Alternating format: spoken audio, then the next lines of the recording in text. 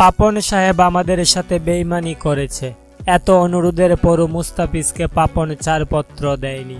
বেঙ্গালুরুর বিপক্ষে মুস্তাফিজ থাকলে প্লে অফে আমরাই উঠে যেতাম। বিসিবি জেনে শুনে আমাদের ক্ষতিটা করেছে। এবার আইপিএলের প্লে অফ থেকে বাদ পড়ে পাপনের উপর চরম কেঁপেছে মহেন্দ্র সিং ধোনি।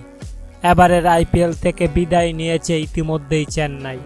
বেঙ্গালুরুর বিপক্ষে 27 রানে হেরে প্লে অফে যাওয়া হলো না চেন্নাই সুপার কিংসের। ম্যাচ হেরে চেন্নাইয়ের অধিনায়ক ঋতুরাজ গায়কোয়াদ সরাসরি বলেন, আমরা ঠিকই প্লে অফে উঠে যেতে পারতাম যদি আমাদের সাথে মুস্তাফিজ থাকতো।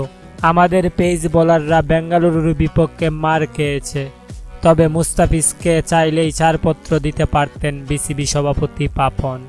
তাই তো আইপিএল থেকে বিদায় হওয়ার পর আজ সংবাদ মাধ্যমে এসে বিসিবির উপর দোষ দিয়ে মহেন্দ্র সিং ধোনি বলেন, সত্যি বলতে মুস্তাফিজ অনেক ভালো বোলার। মুস্তাফিজকে পেয়ে আমরা শুরু থেকেই খুশিতে ছিলাম, তবে শেষের ম্যাচগুলোতে পিচকে অনেক মিস করেছি। বেঙ্গালুরুর বিপক্ষে মুস্তাফিজকে পেলে হয়তো আমরাই প্লে অফে উঠে যেতাম। বিসিবি সভাপতি পাপন চাইলেই মুস্তাফিজকে ছাড়পত্র দিতে পারতেন, তবে তিনি তা করেননি।